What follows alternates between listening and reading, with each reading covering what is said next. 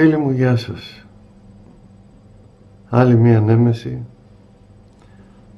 άλλο ένα ταξίδι, όπως όλα τα ταξίδια της νέμεσης, με πληροφόρηση, με γνώση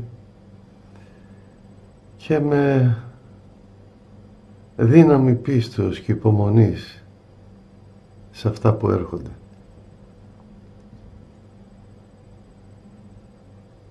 Βέβαια όλοι ξέρετε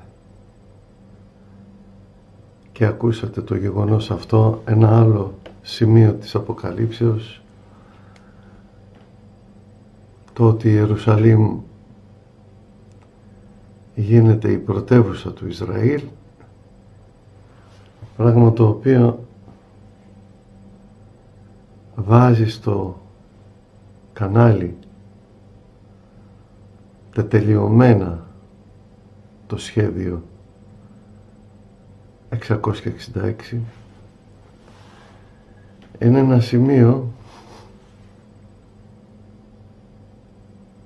είμαι λίγο σκεπτικός με αυτά που λέω,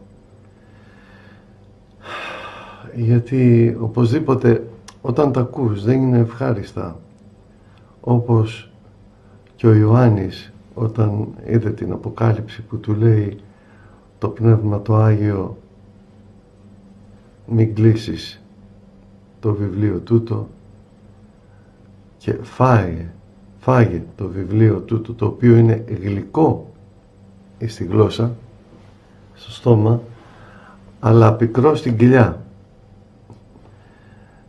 Είναι γλυκό στο στόμα γιατί είναι λόγια του Αγίου Πνεύματος που του μιλάει εκείνη τη στιγμή και του εξιστορεί, αλλά είναι πικρό στην κοιλιά γιατί, όπως σας είπα, το κέντρο των συναισθημάτων και των συγκινήσεων είναι το ηλιακό πλέγμα που συνδέεται η ψυχή, ένα πλέγμα νευρικών ιστών, συνδέεται με το σηκώτη, το πάγκρεας κλπ.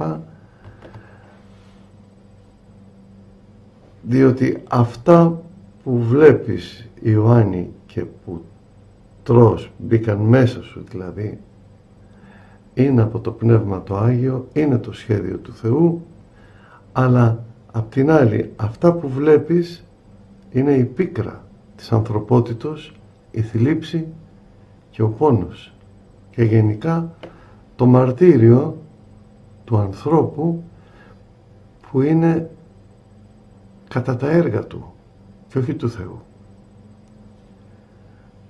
Έτσι λοιπόν και εγώ εν μέρει χαίρομαι που βλέπω τα σημεία να πλησιάζουν, απ' την άλλη θλίβομαι διότι θα γίνουν αυτά που είναι να γίνουν, και θλίβομαι περισσότερο γιατί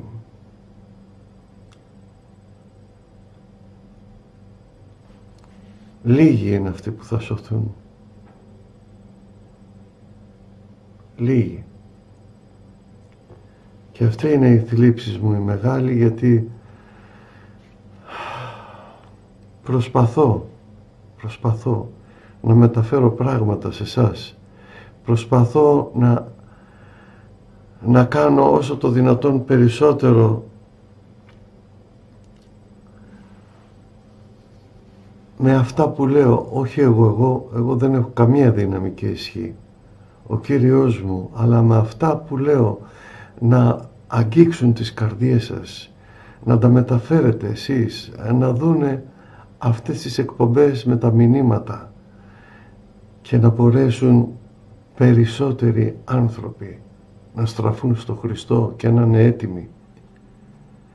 Είναι τόσο πολύ βουτυγμένος ο κόσμος στην ύλη, στην ανάγκη,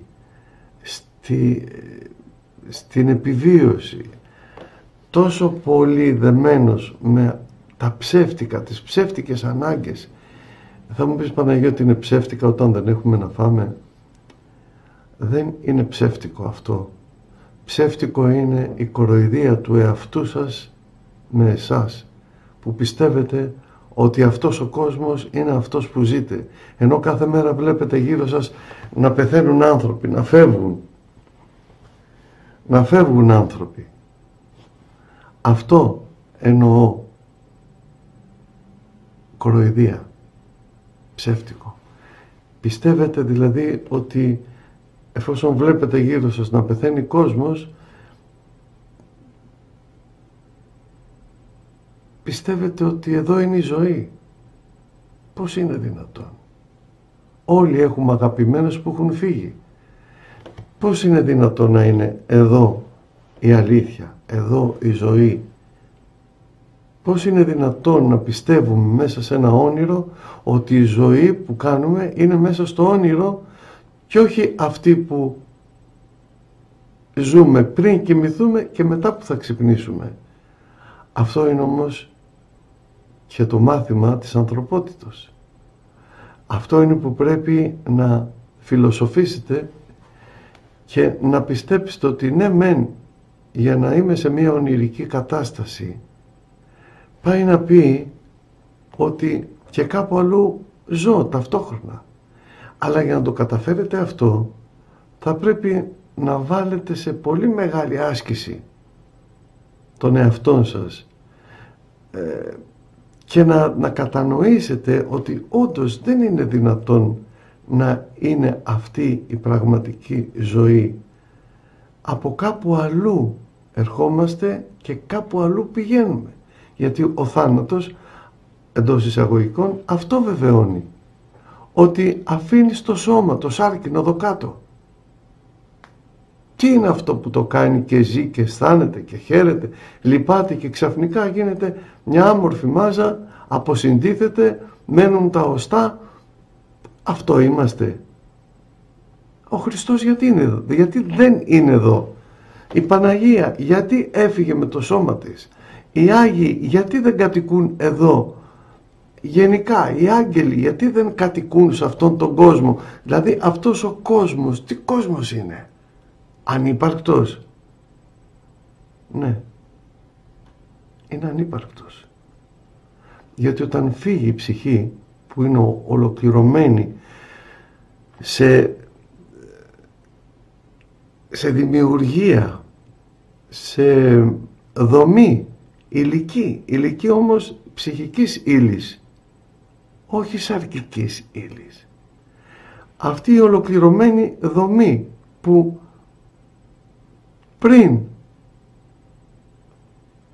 υπάρχει, όταν γεννιέται υπάρχει, όταν φεύγει πάλι υπάρχει. Τι πρέπει να αναρωτηθώ? Τι είμαι? Τι είμαι? Από τι αποτελούμε?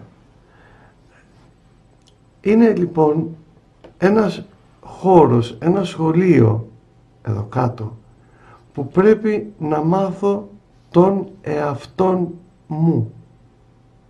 Και δεν είναι ο κόσμος εδώ που πρέπει να αγχωθώ, να ξοδέψω όλη μου τη ζωή αυτή εδώ για πράγματα πεζά, επιπόλαια, παροχημένα, άνευ σημασίας και να περνάνε τα χρόνια και να φτάσει σε μια ηλικία και να πεις και τώρα τι γίνεται τώρα? Εγώ τι κάνω τώρα? Γιατί σε εγκαταλείπει η δύναμη, η ενεργειακή δύναμη που έχει το φυσικό σώμα. Αρχίζεις και βγάζεις ρητίδες, κυρτώνεις, χάνεις τη δύναμή σου, δεν μπορείς πια να αποδώσεις και μπαίνεις σε μια κατάσταση η οποία δεν είναι κατάσταση τιμωρίας. Είναι έστω και σε εκείνη την κατάσταση να χρησιμοποιήσεις όλη σου αυτή την κατάσταση της ηλικίας, μήπως και κερδίσεις το σκοπό που ήρθες εδώ κάτω. Ποιος είναι ο σκοπός? Να συνειδητοποιήσεις γιατί είσαι εδώ και όχι γλέντια, ξενύχτια, οικογένεια, ενδιαφέροντα φυσικά. Όλα έχουν την λογική τους και την την αξία τους μέσα από αυτό το σώμα. Πρέπει να περάσεις μέσα από όλα αυτά, να κάνεις οικογένεια, να αγαπήσεις, να ερωτευθείς, να κάνεις τα παιδιά, να τα παρακολουθήσεις, να τα μεγαλώνεις. Όλα αυτά είναι αξίες. Μην ξεχνάς όμως ότι αυτά είναι τα εξωτερικά σου δρόμενα. Υπάρχει όμως και το εσωτερικό, όπως έχω πει και άλλοτε. Μόνος σου έρχεσαι, μόνος σου χαίρεσαι, μόνος σου λυπάσαι, μόνος σου φεύγεις. Όλα τα άλλα τα αφήνεις εδώ. Μάθε λοιπόν γιατί είσαι εδώ. Διότι ο άλλος που έρχεται αυτά θα βρει και θα σου χτυπήσει τις αδυναμίες. Ποιες? Την άγνοια. Εγώ είμαι εδώ, σου λέει. Ζητάτε στον Χριστό σας και δεν σας ακούει, δεν κάνει αυτά που του ζητάτε.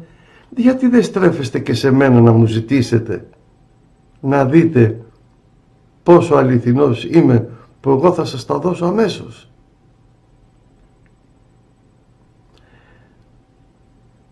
Διάβολε, δεν ήρθα εδώ για να μου προσφέρεις. Ήρθα εδώ για να λάβω εμπειρίες, γνώση, να κάνω πράγματα και να δοξάσω Αυτόν που μου δίνει την ζωή και το νου. Αυτόν που μου δίνει την διάκριση και αντιλαμβάνομαι πράγματα και διακρίνω.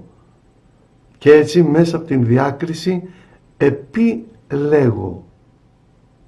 Εσύ έρχεσαι εδώ να μου θολώσεις αυτά που πριν είπα. Να μην υπάρξει τίποτα από αυτά, να εξαρτηθώ από σένα για να μου δώσεις. Μα καλά πόσο? 70, 80, 90 έφυγα. Μετά τι γίνεται? Αυτός ο πρόλογος είναι απλά ένα ερέθισμα, ένα σκούντιμα για το σκοπό που είμαστε εδώ κάτω. Τώρα βλέπετε ότι η Ιερουσαλήμ αναγνωρίζεται πρωτεύουσα του Ισραήλ. Η επόμενη κίνηση που θα μπει το Ισραήλ στην Ευρωπαϊκή Ένωση θα είναι ότι η πρωτεύουσα της Ευρώπης θα είναι η Ιερουσαλήμ. Ότι είναι οι Βρυξέλλες θα οχριά μπροστά στο μεγαλείο το φαινομενικό αυτό, τη δόξα που θα δώσουν, την έγκλη που θα δώσουν αυτοί για την Ιερουσαλήμ, γιατί εκεί θα είναι η έδρα του Αντίχριστου. Γι' αυτό και η επόμενη κίνηση τώρα είναι να γίνει ο ναός του Σολομώντος, τρίτος ναός. Εκεί θα ονομαστεί η Ιερουσαλήμ όχι πρωτεύουσα του Ισραήλ, πρωτεύουσα της Ευρωπαϊκής Ένωσης και όλης της Ευρώπης. Μετά βέβαια θα ακουστεί για πρωτεύουσα του κόσμου. Αυτός είναι ο εγωισμός και η έπαρση του ψευδομεσσία που είναι έτοιμος να εμφανιστεί. Βλέπετε ότι αδιαφορούν παντελώς για την παγκόσμια γνώμη. Αδιαφορούν. Δεν τους νοιάζει. Γιατί ο σκοπός ολοκληρώνεται. Αδιαφορούν πια ατομικά δικαιώματα και ανθρώπινα δικαιώματα. Αυτά είναι παραμύθια της χαλιμάς. Λοιπόν, γιατί αυτό είναι το επόμενο σημείο της Αποκάλυψης των καιρών. θα χυθεί πολύ αίμα. Πολύ αίμα. Δυστυχώς και αυτό είναι αποτέλεσμα ανθρώπινων ενεργειών. Καμία σχέση ο Θεός με πόνο, με αίμα, με θανάτους, καμία σχέση. Ο Χριστός είναι Θεός αγάπης. Ό,τι καλό είναι από το Θεό. Ό,τι κακό είναι από τον άνθρωπο. Αδιαφορών λοιπόν πλήρως για την κοινή γνώμη, διότι αυτή η κοινή γνώμη σε λίγο θα γίνει γνώμη του ενός πλανητάρχη και βλέπετε και την πρόδρομη συμπεριφορά του, έτσι. Βία, πόλεμη, αίμα, έγκλημα, ανομία, πορνεία, όλα τα καλά του διαβόλου. Τα καλά, καταλαβαίνετε πως το λέω, έτσι, ακριβώς λογοπαίγνιο.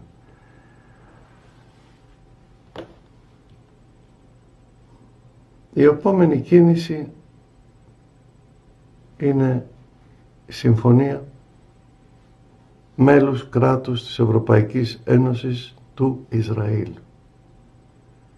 Και όταν θα υπογραφεί αυτή η συμφωνία θα είναι η πρώτη ημέρα της επταετίας του Αντίχριστου.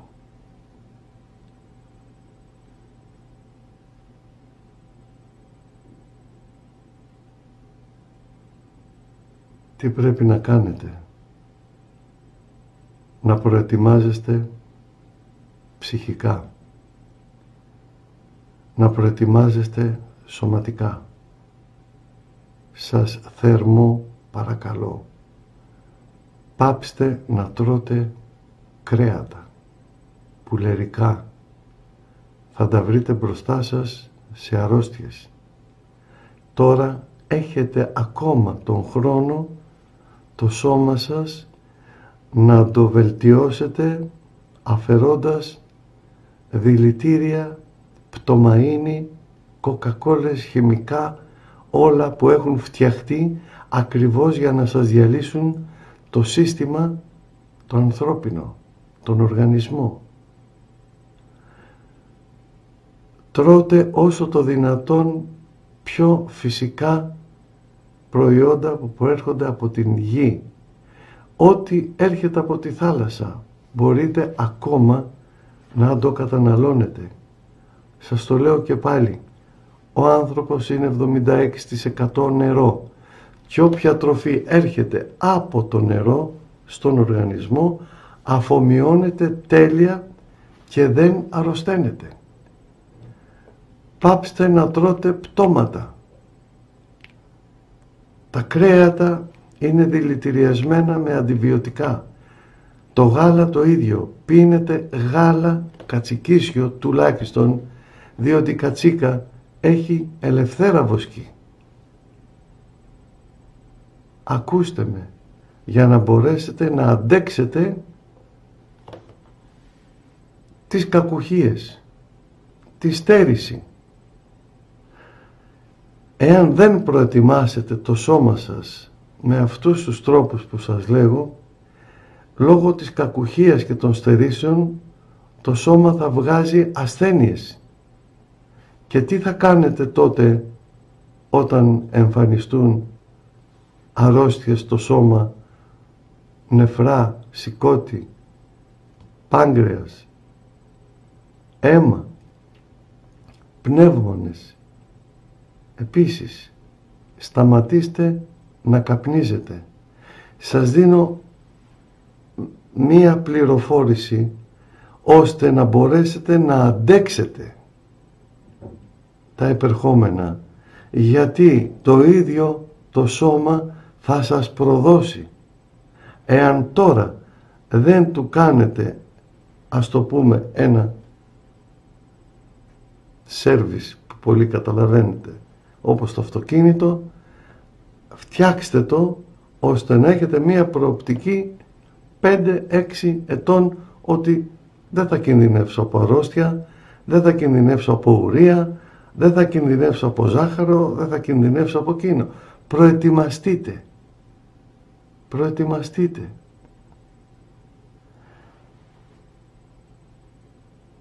Η υγιεινή διατροφή, καθαρά, όσπρια, χόρτα, λάχανα, ξηρούς καρπούς, μέλι, αποφύγετε γλυκά, αποφύγετε χημικά, κοκακόλες, ό,τι είναι χημικό, πίνετε χυμούς, πίνετε λεμόνι. Μην νομίζετε ότι σας λέω κάτι για να περάσει η ώρα.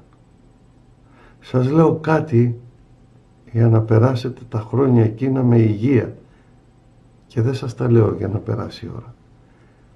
Κόψτε το τσιγάρο. Κίνδυνος θάνατος. Οι στερήσεις θα έχουν επιπλοκές για εγκεφαλικά, καρδιακά και όλα αυτά τα γνωστά που βλέπετε τώρα. Σεβαστείτε το σώμα το οποίο κατοικείτε μέσα. Σεβαστείτε το για να σας βοηθήσει στα επερχόμενα. Δεν τρομοκρατώ. Σας λέγω αλήθειες. Όπως ένα πλοίο που κάνουν τακτικές για ναυάγιο, που θα βρείτε τα σωσίβια, σε ποιο κατάστρωμα θα πάτε και όλα αυτά, πώς θα κινηθείτε, όλα αυτά είναι ακριβώς μέθοδοι και τρόποι επιβίωσης για σωτηρία σε περίπτωση ναυαγίου. Έτσι δεν είναι? Έτσι. Λοιπόν, και εγώ σας λέγω αυτά τα πράγματα όπου είναι προϋποθέσεις για να μπορέσετε να αντέξετε.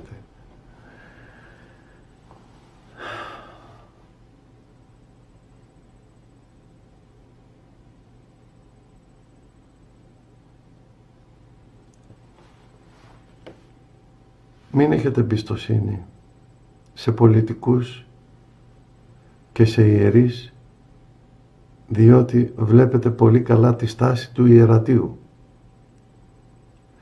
Δεν υπάρχει εμπιστοσύνη. Χάνονται. Έχουν ήδη χαθεί. Βλέπετε να υπάρχει κάποιος να βγαίνει και να λέει για αυτά? Βλέπετε να βγαίνει κάποιος ιερέας και να σας λέει τι πρέπει να γίνει, πώς θα σωθείτε, τι θα κάνετε? Όχι. Γιατί? Εκτός του ότι φοβούνται,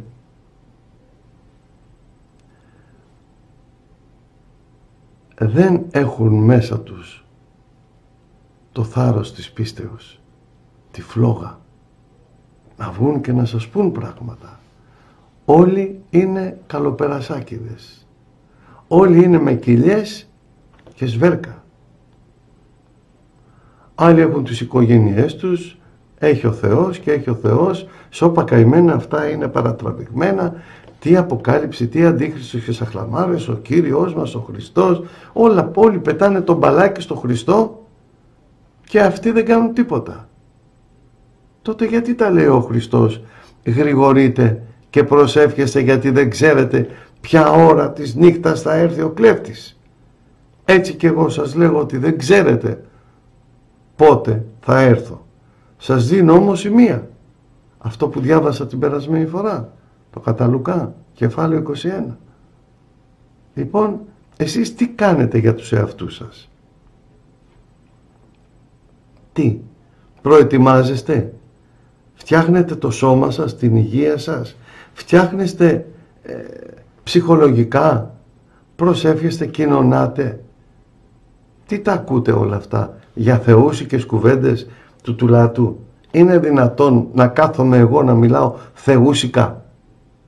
Εγώ μιλάω συγκεκριμένα και με φωτιά, με πύρινο λόγο, γιατί όταν θα αρχίσουν να συμβαίνουν αυτά, όλοι θα τρέχετε να βρείτε τον Παναγιώτη να σας πει τι γίνεται, τι κάνουμε, πού βρισκόμαστε, Παναγιώτη, τι? Σας λέω από πριν τι, που είναι για τη δική σας σωτηρία. Δεν είναι, ούτε σας κατευθύνω κάπου, ούτε ηγούμε κάτι, τίποτα δεν ηγούμε. Είμαι απλά μία φωνή και σας λέει η φωνή αυτή, κάντε αυτό, κάντε το άλλο, μιλήστε στα παιδιά σας, μην τα τρομοκρατείτε τα παιδιά σας με βουνά και λαγκάδια και αντίχριστους και αυτά. Τα παιδιά είναι μικρά, χρειάζεται τρόπος, βάλτε τους μέσα την πίστη και την ασφάλεια του Χριστού, ότι όπου και να πάμε, παιδί μου, εμείς έχουμε το Χριστό και ο Χριστός δεν θα μας αφήσει να πάθουμε τίποτα, γιατί αυτή είναι η αλήθεια, αυτά είναι τα λόγια του. Αυτά είναι τα λόγια του. Φύγετε στα όρη. Και εκεί ο δράκος έριξε νερό να πνίξει τη γυναίκα και το παιδί που είχε στην αγκαλιά. Η γυναίκα είναι η εκκλησία του Χριστού και το παιδί είναι η πιστή. Αλλά έστειλε ο Θεός τον αετό τον μεγάλο και άνοιξε τα φτερά και σκέπασε αυτούς και είδε ο δράκος ότι δεν μπορεί να βλάψει τη γυναίκα και το παιδί στην έρημο και εστράφηκε στις πόλεις και θανάτωνε.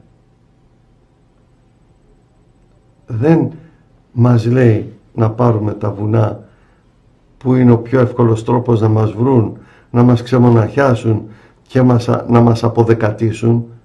Σου δίνει και την προστασία και την επιβίωση σε χώρο προετοιμασμένο από το Θεό για να τραφείς καιρούς και ήμιση καιρού, 2-3 χρόνια, καιρός 1 χρόνος, καιροί 2 χρόνια, 2 και 1 3 και ήμιση καιρού 3,5 χρόνια, σε χώρο προετοιμασμένο από τον Θεό.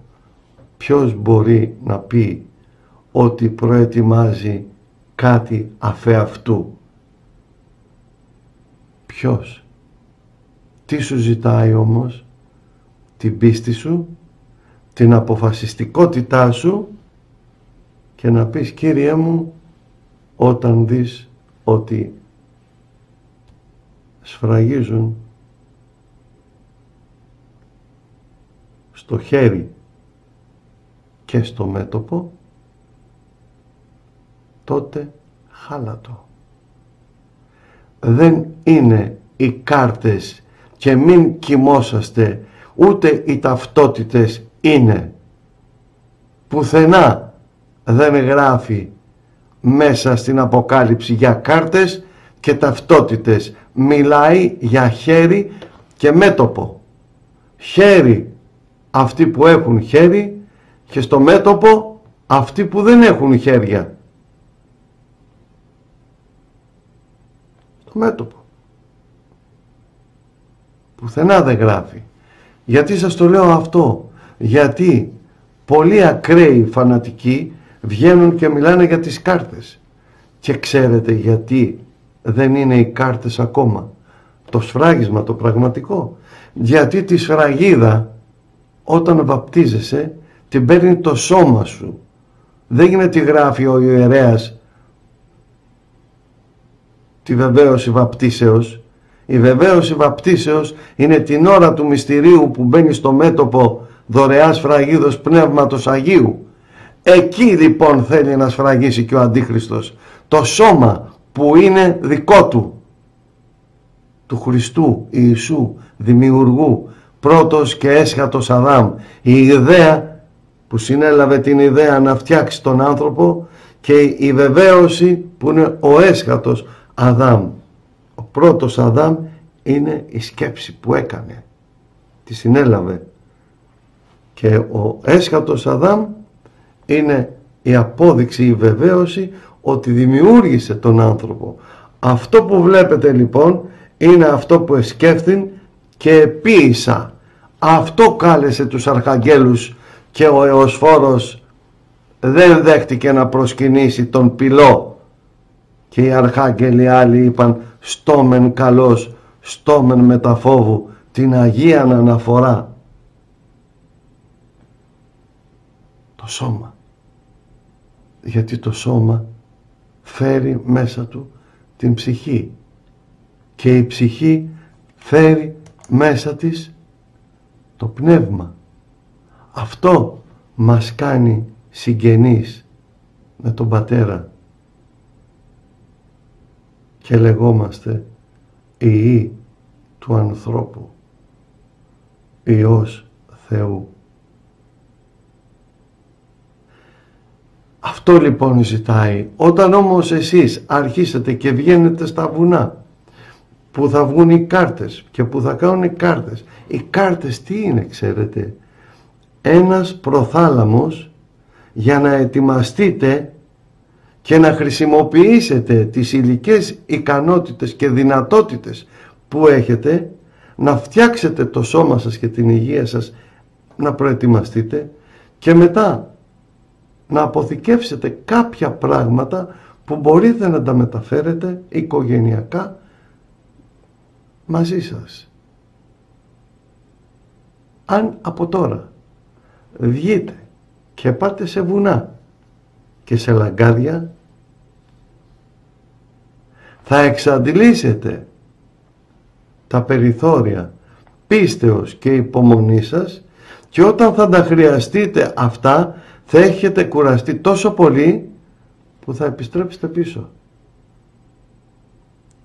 Ενώ αν χρησιμοποιήσετε σωστά τον προθάλαμο που λέγεται κάρτα, θα πεις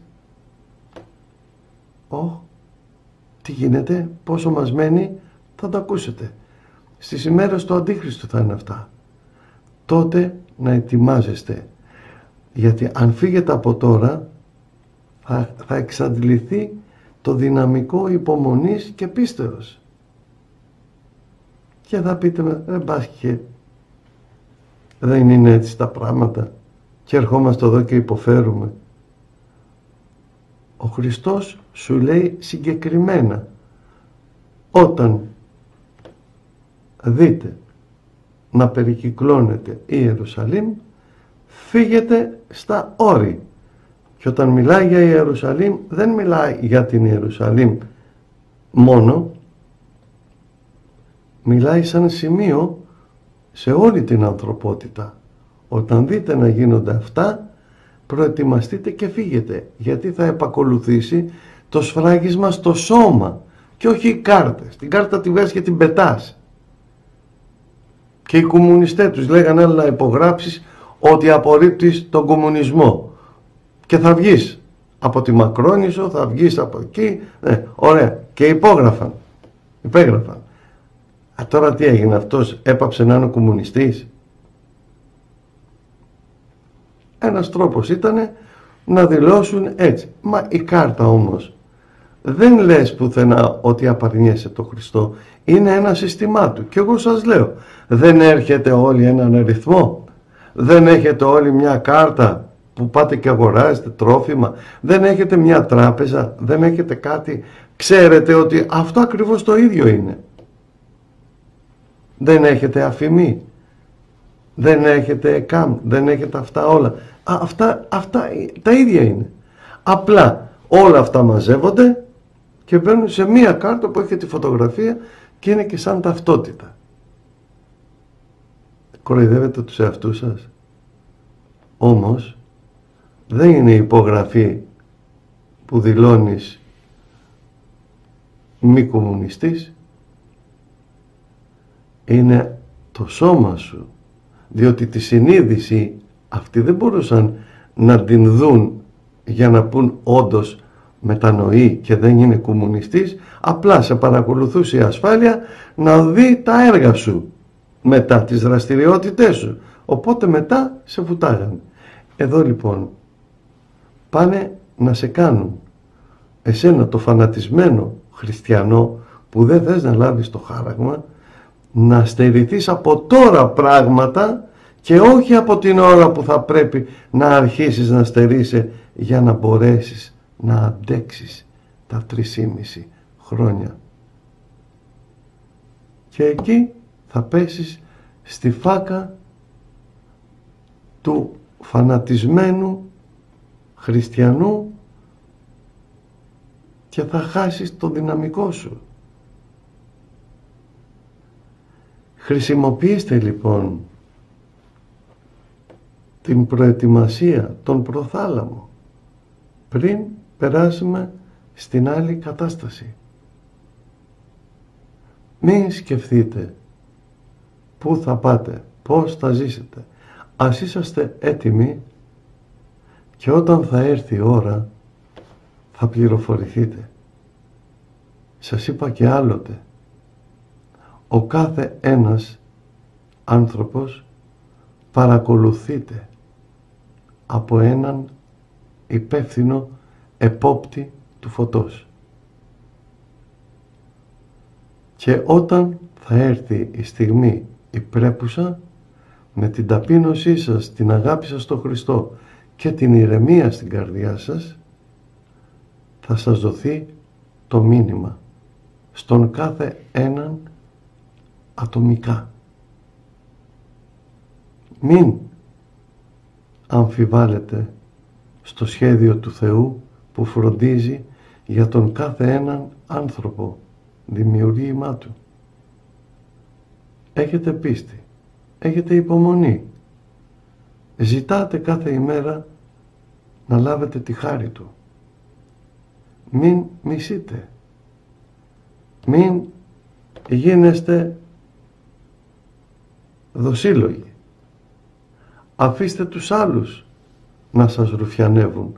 Το λέω στα Ιταλικά γιατί έχει άλλη χρειά ο ρουφιάνος. Είναι πιο βαρύ. Έτσι. Συγχωρείτε. Κοινωνάτε. Σε λίγο θα πάψει και η Θεία Κοινωνία. Καθώς θα πάψει και το Άγιο Φως στην Ιερουσαλήμ. Και από εγωισμό και υπερηφάνεια και αλαζονία μιλημένα θα βγαίνουν και θα κάνουν ότι αυτό είναι το Άγιο Φως. Τότε όταν θα το κάνουν αυτό θα δείτε τι έχουν να πάθουν οι ψεύτες κάπηλοι πατριάρχες. Θα δείτε. Και μετά δεν θα ξανατολμήσουν. Μπορεί όμως, επειδή φοβούνται, να αρχίζουν να λένε ότι το Άγιο Φως είναι ρατσιστικό, που είναι μόνο για τους Ορθόδοξους Έλληνες. Θα βάλουμε κι άλλους μέσα, γιατί εκείνο, γιατί το άλλο.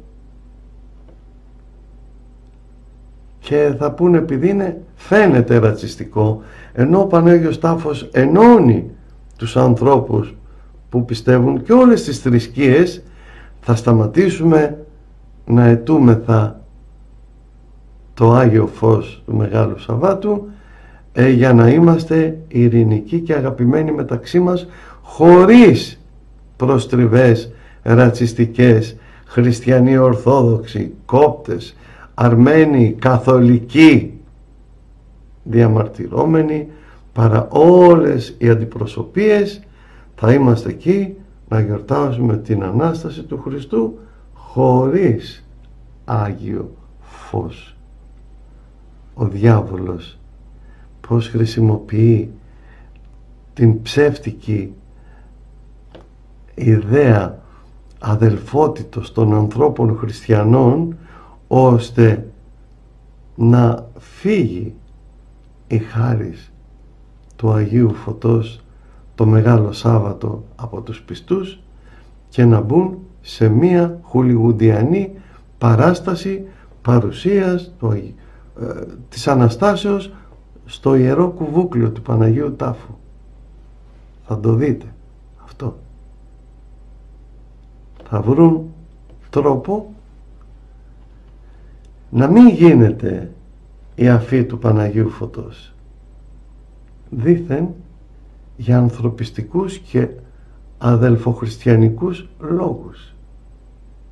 Γιατί κάποια στιγμή, όταν θα πάψει να βγαίνει το Άγιο Φως, θα είναι μαρτυρία ότι βρίσκονται κάτω από την κατάρα του Θεού. Οπότε πριν γίνει αυτό, πονηρός ο διάβολος θα τους βάλει αυτές τις ιδέες περί αδελφότητος, αγάπης. Δεν υπάρχουν ορθόδοξοι χριστιανοί ούτε καθολικοί, υπάρχει η αγάπη του Χριστού στους ανθρώπους και εορτάζουμε την Ανάσταση του Κυρίου. Πονηρέ και ακάθαρτε έως φόρε.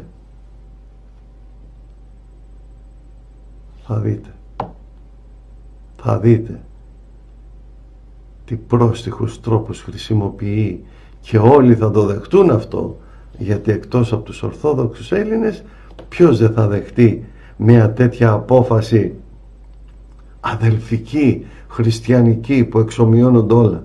Πάνε τα μυστήρια της Ορθοδοξίας, πάνε οι πατέρες, πάνε οι μάρτυρες 2.100 χρόνια που μαρτύρησαν για την ορθή δοξασία, πάνε οι Άγιοι, πάνε οι πάντες.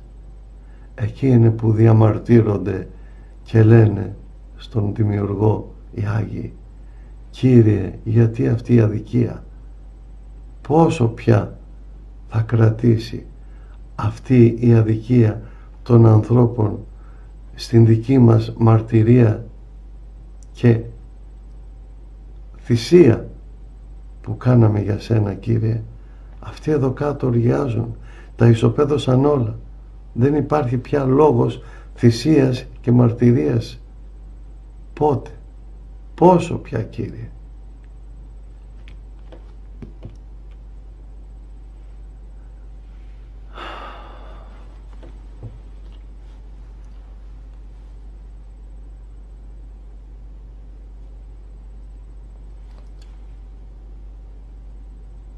Θα τα δείτε αυτά πολύ σύντομα να γίνονται στον Πανάγιο Τάφο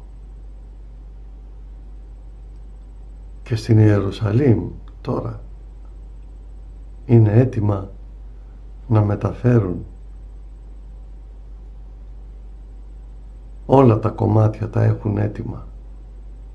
Μέσα σε 6 μήνες θα έχει στηθεί ο ναός. Δεν χτίζεται, στείνεται. Απαγορεύεται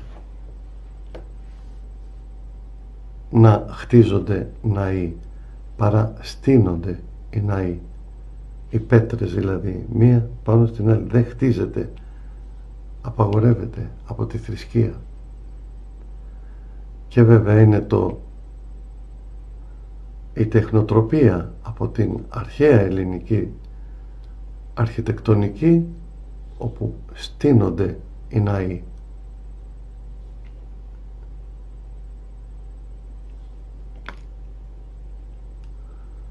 Θέλω να είσαστε δυνατοί, να παρατηρείτε τα γεγονότα με καρτερικότητα, με υπομονή και με αγάπη μέσα σας για τον Χριστό.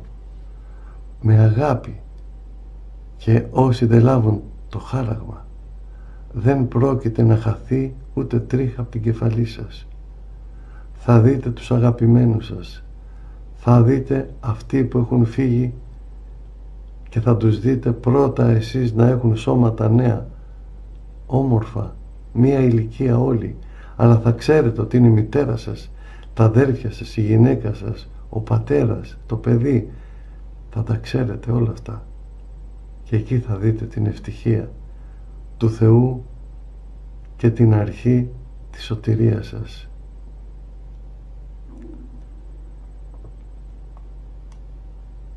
Η χάρις του Κυρίου ημών Ιησού Χριστού να είναι σε αυτόν που την ζητάει. Έρωστε και ευδαιμονείτε.